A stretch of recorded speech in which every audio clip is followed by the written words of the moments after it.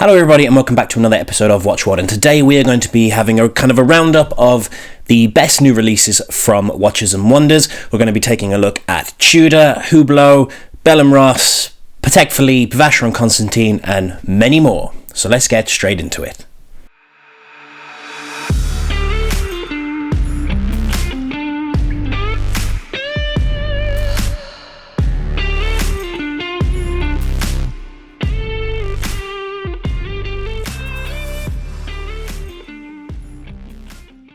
So we're going to start with Tudor, and there's a few new pieces here. The first is the new white dial Pepsi GMT.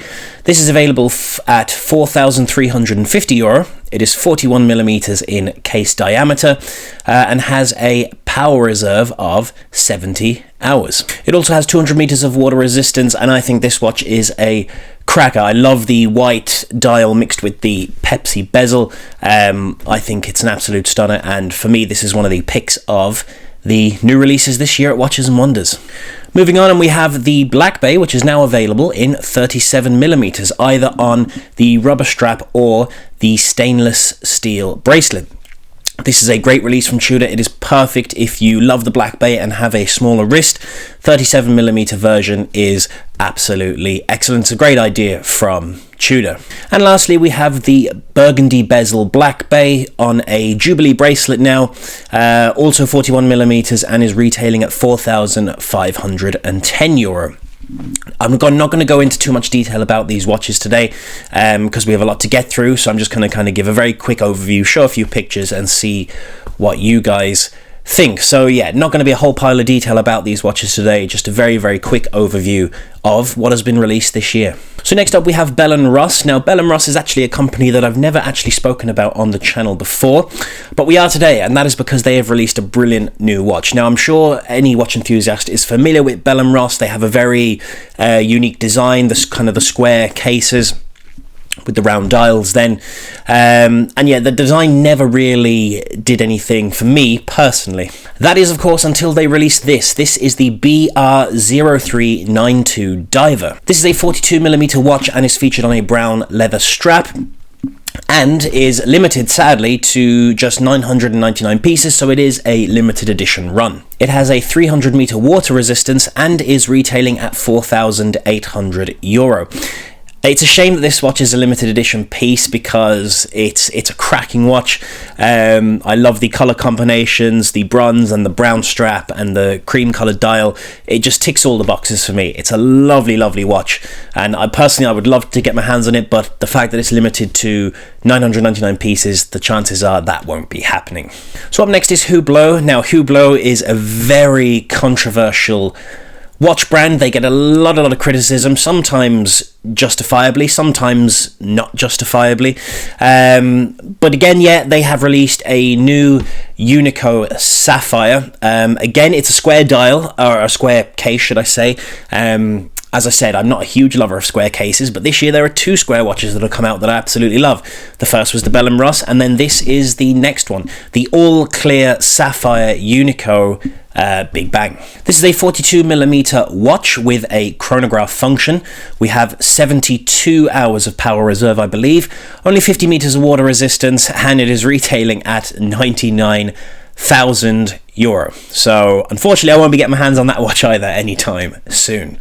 So Vacheron Constantin is up next. Now usually they are very, very good when it comes to the new watch releases at Watches and Wonders. They usually have some cracking models.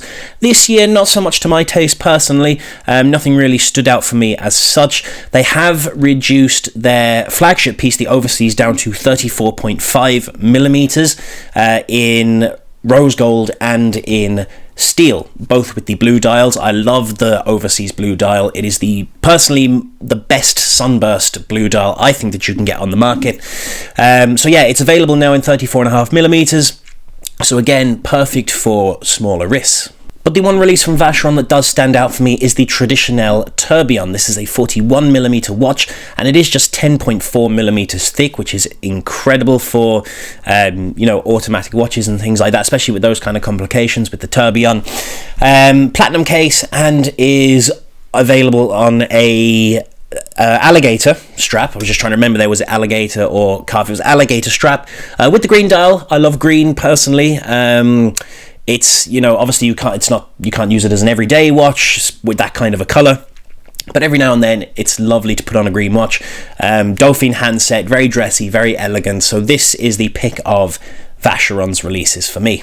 One thing I also love about this watch is that they have the Vacheron logo inside the tourbillon, as you can see there in the picture. Yeah, that's a lovely little touch there from the company. Vacheron for me is a very, very underrated watch brand, especially when it comes to Patek and Audemars Piguet. I don't think Vacheron gets the credit it deserves. But yeah, great watch brand all the same. So speaking of Patek, they are up next, and they have released a whole host of new watches this year. But the one that stands out for me the most is the new 5531G Grand Complications. This is a 40mm watch with a thickness of 11.5mm and is made in white gold. This is a well-timed watch and features Patek's self-winding caliber R27HU. The scene in the centre of the dial depicts a boat sailing along a coastline with a Swiss flag in the back. For me, it's just gorgeous, and for me, one of the best releases at Watches and Wonders this year. A. Lange & Söhne is up next, and they have released a new Zeitwerk in 18 karat pink gold, 42mm in case diameter with a 72-hour power reserve. I love the design aesthetic that is usually associated with A. Lange & Söhne watches, and again with the colour combination, the gold and black, you just can't go wrong with this watch. I mean, look at the case back, it is just gorgeous. You know, A. Lange & Söhne for me is another really underrated watch brand. It doesn't get the credit it deserves, usually because of all the hype that Rolex and Patek and Audemars Piguet get, but A. Lange & Söhne is really another one that goes under the radar, and they have a cracking new watch here with this release this year. So Grand Seiko are next, and they have released their first mechanical chronograph with a 3-day power reserve. 3-day power reserve is very impressive on a mechanical chronograph, and I love the aesthetics on this one. The black bezel with the blue dial is just a killer look for me. Very sleek, very modern. Yeah, it ticks all the boxes here, this watch.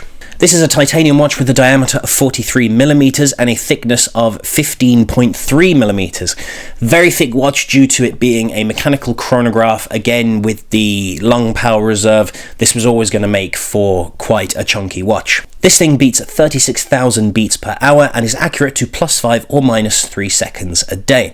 Again, I think this is a cracking watch. There's only two things really that let this watch down for me.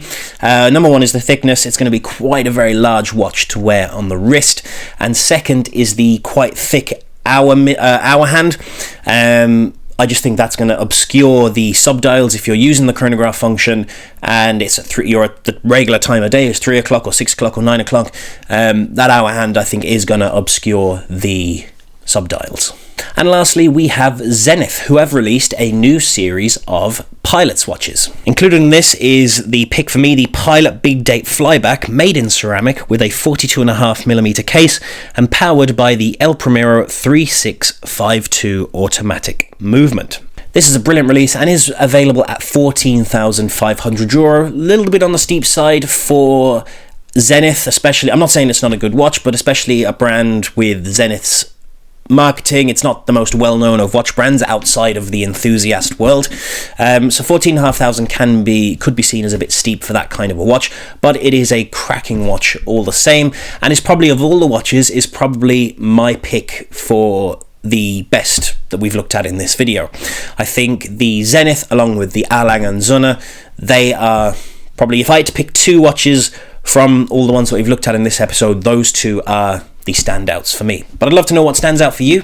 Let me know down in the comments.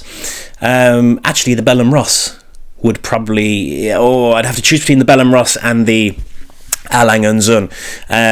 I think the Zenith tops the lot, but it'd be a tussle between those two for second. But anyway, let me know what you think down in the comments. I'd love to hear your thoughts on the new releases this year. Are there any other watches that have been released that you think are worth mentioning?